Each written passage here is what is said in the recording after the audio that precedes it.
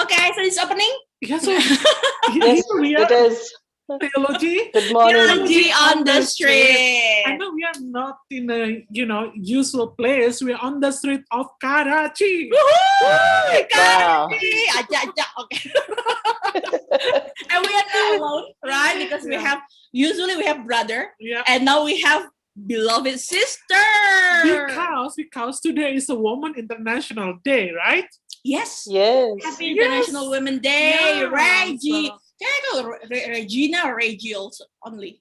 My name is Regina, but my friends call me Reggie, so I'm good with both.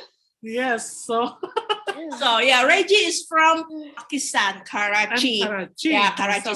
So Karachi is considered as the largest city in Pakistan, isn't it? Yes, it is. It's one of the biggest commercial hubs. We have industry, we have the harbor, we have a lot of trade and commercial activities from Karachi, and it caters people from all over the country for work, for a better future. Yeah. Yeah. It's a like metropolitan city, isn't It's like it? Jakarta. it's a metropolitan city Yeah. with a very cosmopolitan lifestyle. Yeah. You will find every race in Asia in Pakistan. You will find in Karachi. You will find a lot of languages spoken even from the bordering countries. You will find a lot of tastes in Karachi. You will find a number of religions in Karachi. So we are. It's a very accommodating city. Yeah, I it's must like say. salad in a bowl. What do you call that? Salad is the bowl, yeah. Oh yes, very colorful too. Colorful too, huh? Oh, So interesting. Reggie, not so many people are aware that Pakistan is, is actually is quite safe country, because what we heard, the media, they always talk about, the danger, about the war, the extremism, and Malala news was like exactly hit the top of the news, so everybody think that Pakistan is the world of Malala, where the woman cannot go to school, where the war is going on every day. Can you please correct us or tell us more about the situation there? Okay. Well, so Pakistan is a mix of everything again. Media, of course, they need stories to run their shows, so they exaggerate a lot. But we've been living here for the past 28 years in Pakistan. Prior to that, I was in Saudi Arabia. I was born and brought up there until high school. Saudi Arabia? Saudi Arabia, yes. Saudi Arabia. Saudi Arabia. Yeah. So we shifted back to our country in 1990.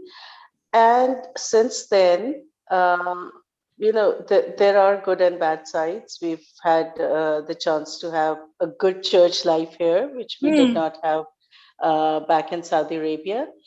And community living is good here. The diversity of cultures is very good. The languages, food, like I said. It's modern in some parts. It's conservative in some parts. But it's not that we are not free to exercise our religion. Women can't go outside. They can. In big cities. Now, even in the smaller cities, they're doing everything. I mean, they run their businesses. They're entrepreneurs. They're studying. They get higher education. I got all my higher education from Pakistan. I did my master's from the University of Karachi. And I've been working here, driving. I'm very independent, and so are so many women around me. Yeah. So, and then looking at you are as a single woman, right? So it's like really like out of a picture of, is there a single woman in a Muslim country like Pakistan, and she can have a career, Exactly, because so far we heard that usually women have no rights to opportunity. To have opportunity, but now what you say is totally different. Yeah, I mean, yes. Pakistan is very free. I mean, like for women. It is indeed, and especially, like I said, the bigger cities. Where there is a lot of urban exposure to work, to industry, to many things. We have different cultures and we have different zones. However, yes, the places like where from Malala came, like you said, are conservative societies. And we are a mix of both. So, yes, in some areas we are bound, at others we are not. But now most of the smaller cities even are encouraging women to study, to go for further education, to work. And like from a teacher to a services officer, high-ranked services officer, we have all blends. So it's just that we have a lot of, a lot of political upheaval, and to some extent fanaticism as well. So when the two mix, then it's the same like what you have in Indonesia, or Malaysia, or Sri Lanka. It's the same kind, but it's not that. And in the urban settlements, women are living alone as well. So, Do you have a woman leader in the country, in the government? Yes, we have many women leaders in the country, from health ministers to education ministers, and time to time we've been the first. Benazir Bhutto was the first. Benazir Bhutto was from Pakistan. Women prime minister in Pakistan, and she was one of the youngest women to have secured office in Asia. That's the youngest, and a woman. And a woman in Pakistan. She was the first woman in Pakistan to rule, to be in the government in a ruling position. So we've had our sides. So not all area are like the Malala's area. Yeah, because sometimes people judge Pakistan only for one area, and then it represents the whole country. Exactly. So we have to clarify. Did you have a fun facts about Pakistan, right? Well, a lot, because we check it first, and it's very interesting. I would like to ask you about about the ATM.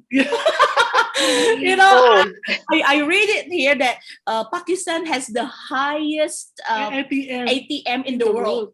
Is it because Pakistan has a lot of mountains?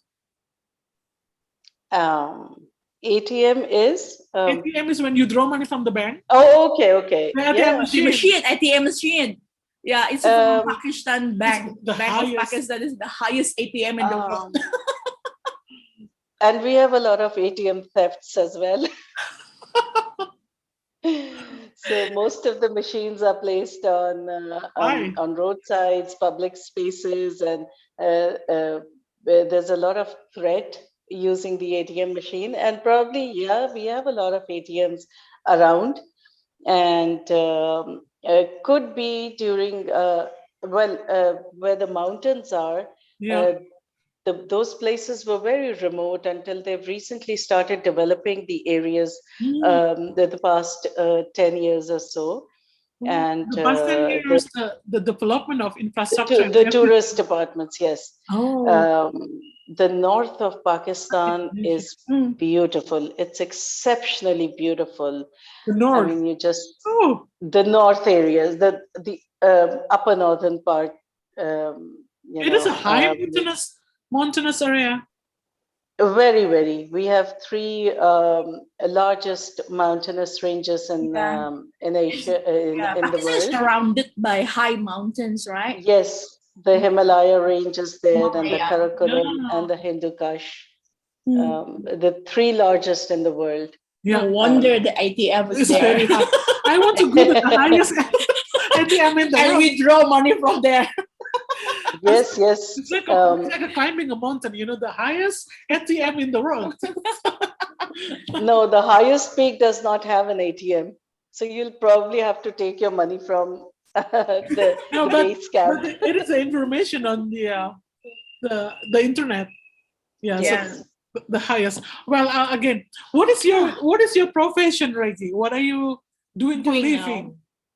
Okay, I work for a pharmaceutical company. I am a science graduate, but I started off from clinical trials coordination in the medical department in the same company. And then I moved on to the management side, and now I'm the senior executive assistant to the country chair.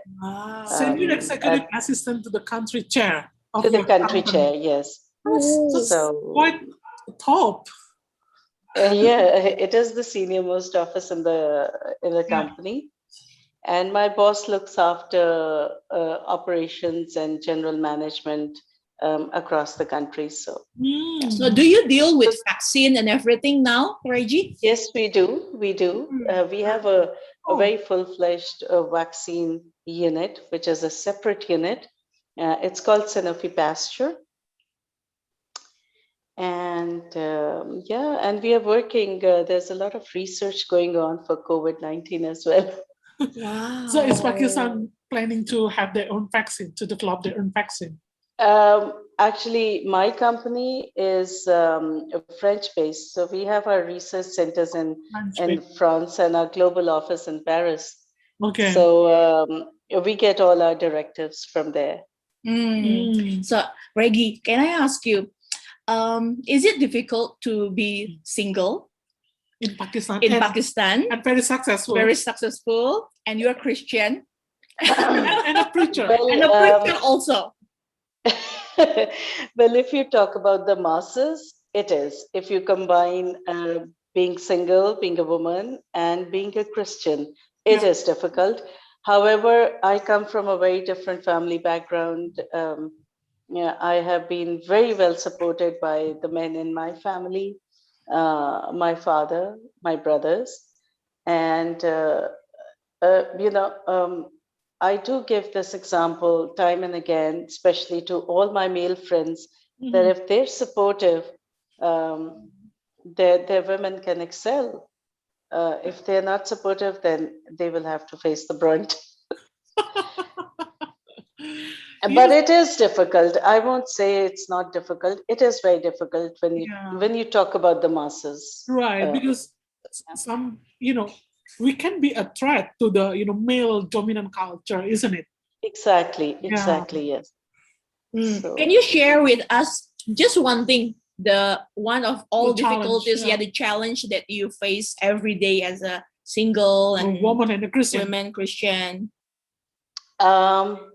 Well, I wouldn't say that I've faced a lot of challenges being a Christian. However, yes, being a woman, there are things, like I said, that there are zones where there's less acceptance for women empowerment. So when we talk on a corporate level, a lot of them refuse to hear us also, because we were women. And when I started my ministry work some time back, and I started separating from the shadows of my male support, the first thing was like the cult in the church, why a woman speaks. So that's true. And then again, with ministry work, there are zones where we can't go wearing sleeveless or wearing the jeans, or they have their cultural values and a lot of cultural values. So if I don't have a headscarf, I mean, I can preach without a headscarf in my church, but I cannot preach without a headscarf if I'm visiting one of the remote settings, or so there's a mix, but yes, again, I've never been subjected to any challenge being a Christian more, but yes, being a woman, yes.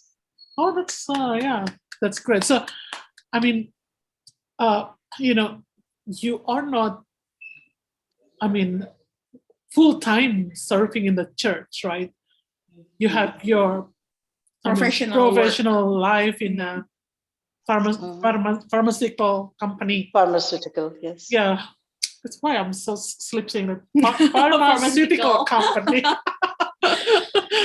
And then how do you view your life between Monday to Friday and then Sunday?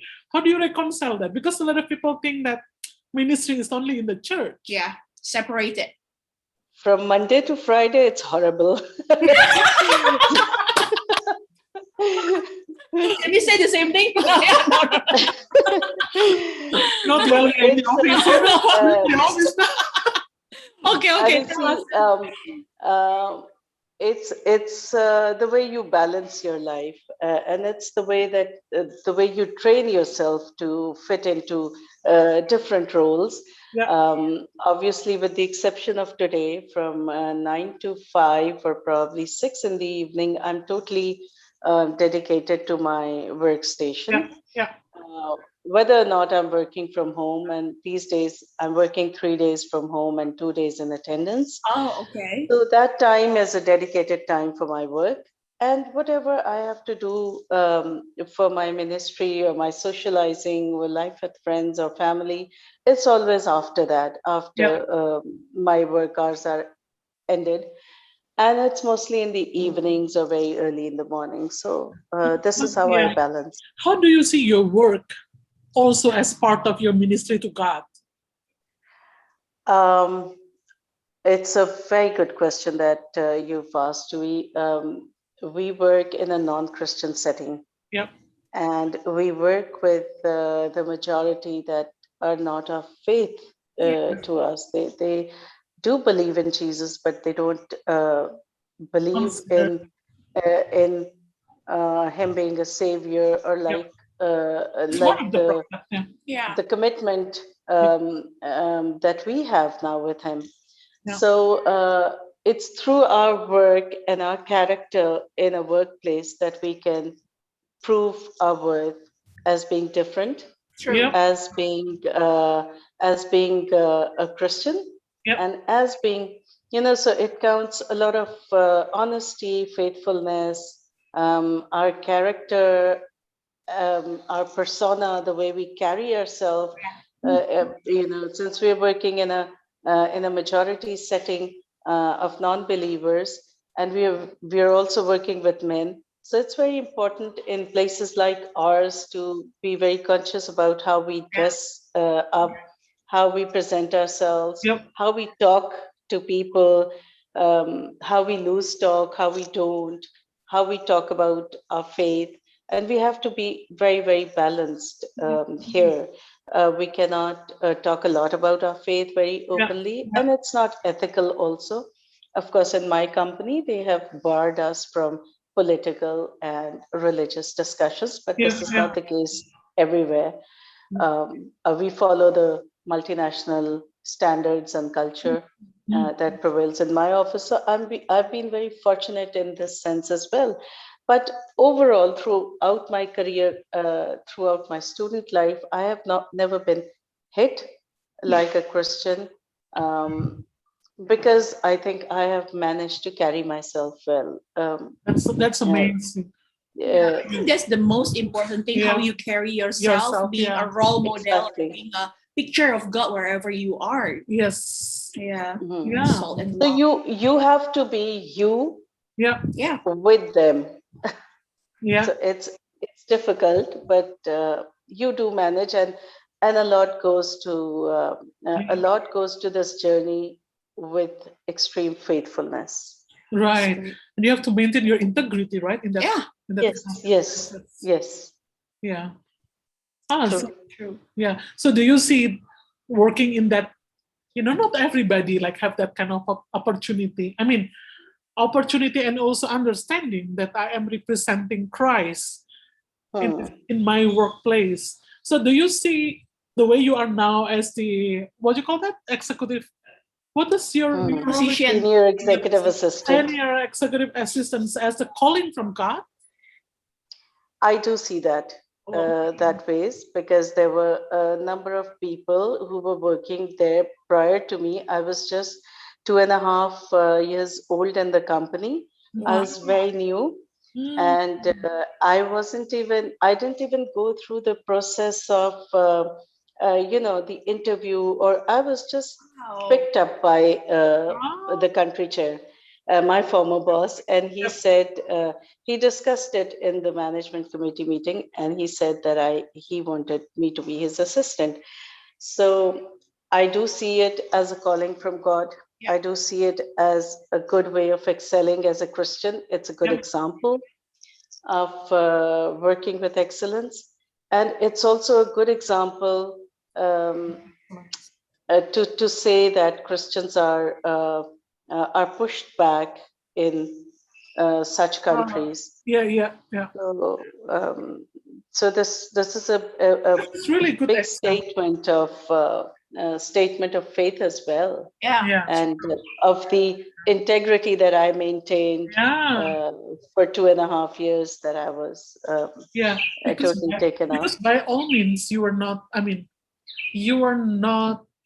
I don't say that, because by all means, human standard, you are not, I don't say that you're not qualified because of your ability. Of course you are, but because you are Christian, you are a woman. It could. Yes. In Pakistan, it's not included in the standard. And in the majority Muslim countries, so it's not like, well, the position should be, from someone from the majority category. But it's kind of a miracle that you are there, despite all your integrity and achievement and everything. Yeah, true. I do agree. And also there's a lot of hard work involved, and then there's also good education that's involved. And the more you put in your work, your work is your ministry as well. Yeah, that's so because you have to maintain a certain level of integrity even at work. Yeah. So that is how I see it. Yeah. Okay. I think I want to ask, we come back again. 3 of us here are singles. Okay? We're singles. Do you find any insecurities of being single in Pakistan in your age now? For us, sometimes, in my family, I come from Chinese background family. There always be questions when you are going to marry it. Please don't choose. She has a lot of social pressure. Exactly. So social pressure. If you find a handsome, good-looking, and successful Pakistani man who wants to be Chinese Indonesian, most definitely, yes. Okay, let's go back to the question. I forgot the question now. Okay, do you find? Do you face any insecurities in yourself of being single in your age now, and especially in Pakistani culture?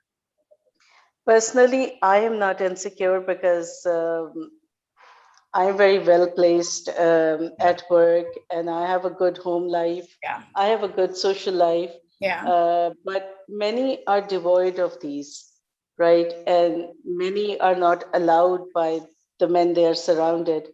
So, they are barred even to choose their work.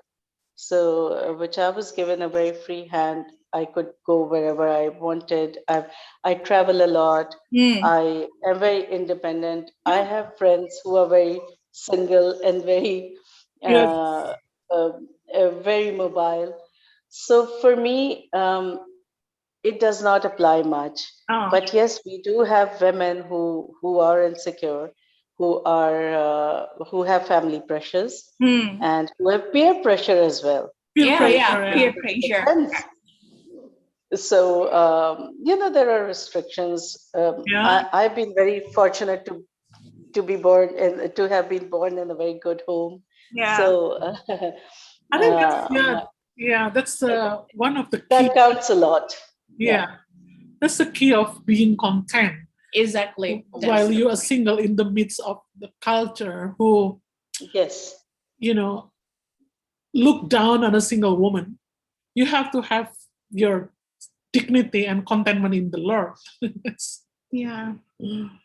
True, I agree to that. Yes. Yeah. So we met in Cyprus. When was it? I forgot, Ricky. When was it? What year was it? I'm really bad on number and Cyprus 3 years ago, isn't it? no, it's a long time ago. It's not too long. 2019. Yeah, So this year we will complete 2 years. Yeah. So both of you are in the same ministry, right? Yeah. In In the Langham Preaching International. Okay. And Reggie was just appointed as a member of Women Advisory Board for Langham Preaching International. Oh, tell me about that. Tell me about it. Yeah, she's representing all of us, the woman preacher in Asia and the Pacific. So you are my mom. I am a mom to so many kids in my church as well. Most of them are young, and apart from when I got this offer for the advisory role with the women, I also got the advisory role for the youth simultaneously. So yeah, again, that I think had been a calling for me, a very wonderful calling, because I had been very puzzled when the first session happened in Cyprus, and I was introduced to so many women, wonderful women who were pastors, who had a very specific background from different ministries. And they had been working as pastors. They had been teaching. They had been, a number of them were very well placed as certified ministers. Yep. Yeah. And I was none. So she's a lady. Okay. I did not have a theological background. So, no theological degree, no nothing, just some ministry work with Langham. You have a heart for that. I took it as a blessing, but I kept questioning myself, why am I here? Yeah. And once I got back, I started working very actively with the women in my church, which I was already doing, but then the aggression was there more, And then God gave me signs and started telling me every now and then, especially when I prayed for an event with our women's group, which is a very small group in my church. So, something kept telling me that this was my calling. And then I started shaping. I did a retreat for them early 2020. And soon after, the lockdown was imposed. So the women in my church were very happy that we got a chance to do that. So we had a very good retreat of about 2 hours. And then during the lockdown, we supported each other on the WhatsApp group and on personal calls as well. Yep. I'd been discipling 5 young women from my church, which these women are also part of my youth group. And so blessings overflowed, and I just didn't know. And now I get the answers why I was in Cyprus. And Reggie, how do you see the importance of training young female preacher, in not only to develop the church, a Christianity, but also to develop a nation? So do you see that connection here? I believe it's very, very important. It's extremely important. And mainly it's because once you have the direction, then only you can. There are a number of women in my women group and in other women groups. See, we belong to a very culturally impacted society. So women are not free in many ways here, right? Mm. So, a proper training can give them the ideas of where they stand, Yeah. both religiously and culturally as well. And Yeah. women in the biblical times were also not free, Yeah. Yeah. but yet they managed and they maintained. Yeah. So each time I talk to the men in my church or in my ministry settings, I always go back to the journeying together session we had in Cyprus, Mm. right? And we learned so much about how men and women have been journeying together Yeah. since those days, since the biblical times. Yeah. They've totally excelled. They've been doing their ministry work without hurdles. But I would say that, see, home life work balance is very important. But so is proper training. Had I not been trained in Cyprus, I wouldn't have the idea to quote different examples from the Bible of how women have been journeying together, Mm-hmm. right? And they've been doing it right from the days of Adam and Eve. So, Yeah. Yeah. Yeah. Yeah. Great. Yes, great. Okay. Yeah. So, last questions. Last questions from Yeah. Do you have another fan fact? Later. I want to ask about the last questions. What is your, since in the world the concept of beauty is so corrupted, isn't it? it is. Yeah, it's Indeed. so corrupted. People doing a lot of plastic surgery. Yeah. And wasting a lot of money. Yeah, and I don't know about the Pakistan. Is that the view on the beauty? What is your view on beauty, or the Pakistan's view of woman beauty? And then if you can have a word of wisdom for the young woman who's feeling insecure because of I'm not beautiful enough, please tell us. Yes. Yeah. So I would first start with my perspective, Yeah. and then I will answer your question, Dewey. See, I believe that beauty is through your soul.